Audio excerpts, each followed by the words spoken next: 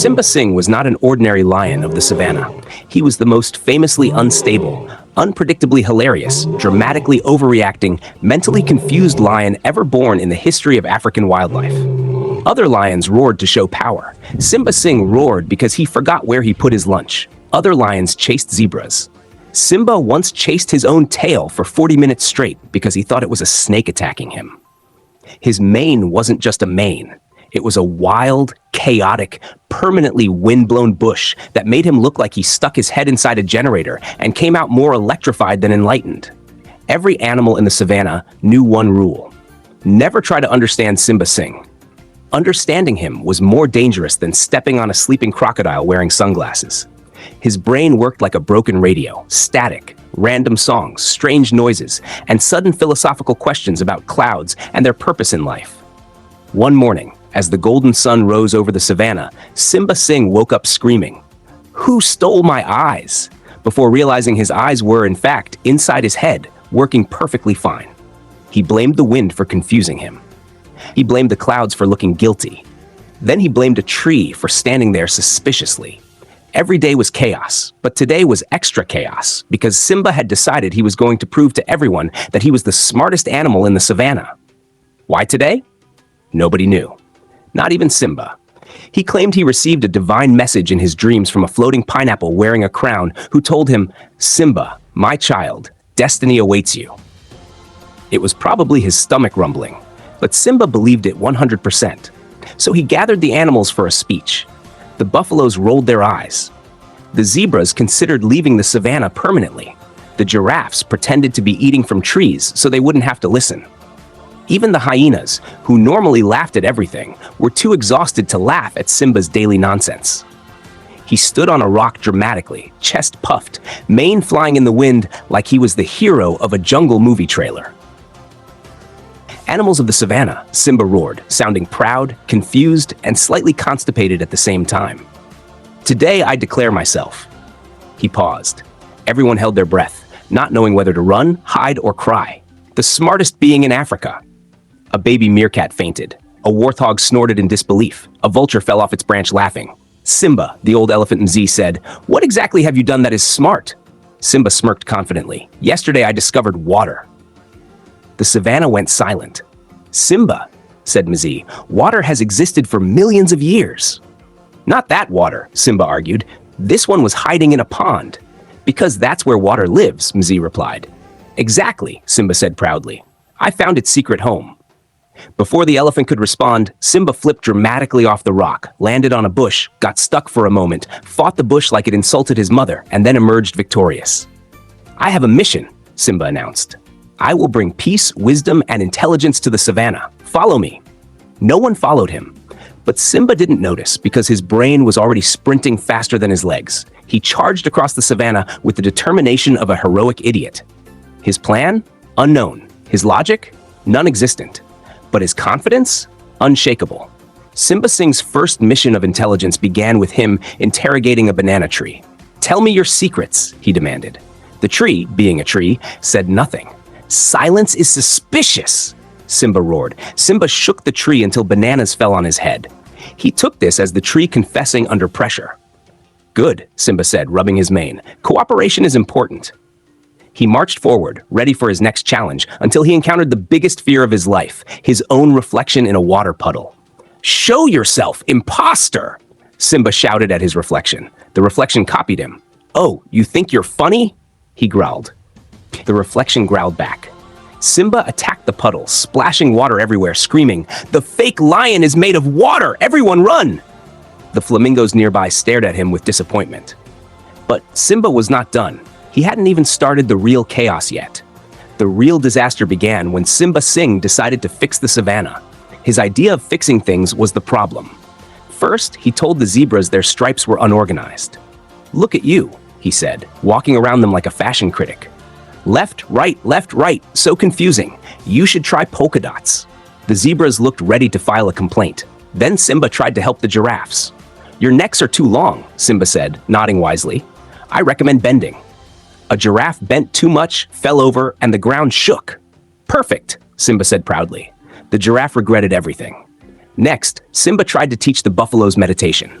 Take deep breaths, Simba instructed. A buffalo snorted so hard it blew Simba's mane backwards. Excellent power, Simba said, thinking it was meditation energy. Finally, Simba attempted to teach the hyenas how to laugh properly. You all laugh like broken horns, Simba said. I will demonstrate real laughter. Simba inhaled deeply and produced a sound that can only be described as a donkey trying to sing opera. The hyenas burst into uncontrollable laughter, not because he was funny, but because his laugh sounded like it needed medical attention. But everything changed when Simba Singh discovered something he believed was the greatest treasure of the savannah. A shiny metal cooking pot a safari tourist dropped. Simba gasped dramatically. A magical helmet of power, he put it on his head. It got stuck instantly. Simba ran around blindly. I am now the Iron Lion, he screamed, voice echoing inside the pot. The animals watched as Simba, the newly self-appointed Iron Lion, ran into 3 trees, stepped on a porcupine, apologized to a rock, and then fell into a mud puddle. Stuck, dirty, and still wearing the pot, Simba shouted, "This is all part of my plan!" It wasn't. Eventually, the monkeys helped remove the pot by pulling it so hard Simba flew 10 meters across the plains and landed on a termite mound. Standing up proudly, covered in termites, Simba announced, "I have evolved." Moments later, he ran screaming again because the termites were crawling through his mane. But the biggest chaos of the day erupted when Simba Singh decided he would give the savannah its first ever motivational speech. He climbed the tallest termite mound he could find, after checking it for termites this time, and roared, "Animals of the savannah, today I, Simba Singh, the intellectual lion." A meerkat whispered, "Since when?" "Declare that we must all live in peace, harmony, and share our food." The lions gasped. The hyenas fainted. The vultures looked offended. "Share food?" roared the lionesses. "Of course," Simba said proudly. "Food tastes better when everyone eats together." A lioness asked, "And who gives the food?" Simba pointed at a zebra. "Him, obviously." The zebra nearly passed out, but before anyone could argue, the ground began to shake. A giant rhino, irritated by Simba's motivational yelling, snorted and charged toward the crowd. The animals screamed and scattered everywhere like popcorn jumping in hot oil.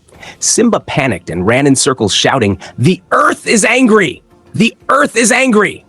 The rhino thundered past him, thankfully uninterested in dealing with Simba's brain problems. Simba trembled, heart racing, mane messy, and decided the rhino attack was a sign from the universe. He climbed back onto the rock and declared, "I understand now, my great destiny." The animals gathered again, reluctantly. "My mission," Simba said with dramatic pause, "is not to be the smartest lion." A sigh of relief spread across the savannah. "It is to be the king of weird." Everyone froze. Simba looked proud. "I will be the strangest, funniest, most unpredictable lion in the world." "You already are," murmured the elephant. Simba didn't hear him. He was too busy posing like a superhero. From that day onward, Simba Singh fully embraced his new title. If he saw butterflies, he chased them like they owed him money. If he saw clouds, he shouted at them to stop copying each other. If he saw his reflection, he complimented it by saying, "Handsome devil." He once declared war on a tumbleweed because it rolled past him without saying hello. Another day, he tried to roar at thunder to make it quieter. The thunder disagreed. Simba ran straight into a cave, screaming, "The sky is throwing anger!" He believed snakes were noodles that learned self-defense. He believed fireflies were stars that escaped the sky. He believed tortoises were rocks that developed legs to escape boredom. But despite all his madness, despite all his mental confusion, despite all his ridiculous theories that made every animal question reality, there was something beautiful about Simba Singh. He made the savannah laugh. He made life lighter. He made the days brighter. Even the grumpy buffalo chuckled sometimes. The hyenas adored him. Not because he was funny, but because he was unintentionally the funniest creature alive. The lionesses accepted him, even if he was a full-time headache, because he meant well. And the elephant Mzee once admitted, "Simba might be crazy, but he is our crazy." And Simba? He continued living proudly as the king of weird. One evening, as the sun dipped low and painted the savannah gold, Simba Singh stood on his favorite rock and shouted into the horizon, "The world is my banana." No one knew what he meant. Not even Simba. But the savannah roared with laughter, and that was enough. Simba Singh, the mental lion, the legendary Chaos King, the wild-brained hero of madness, smiled proudly, knowing he had achieved his destiny, not of intelligence or wisdom, but of pure, unforgettable ridiculousness. And that, in the end, made him the most iconic lion the savannah had ever seen.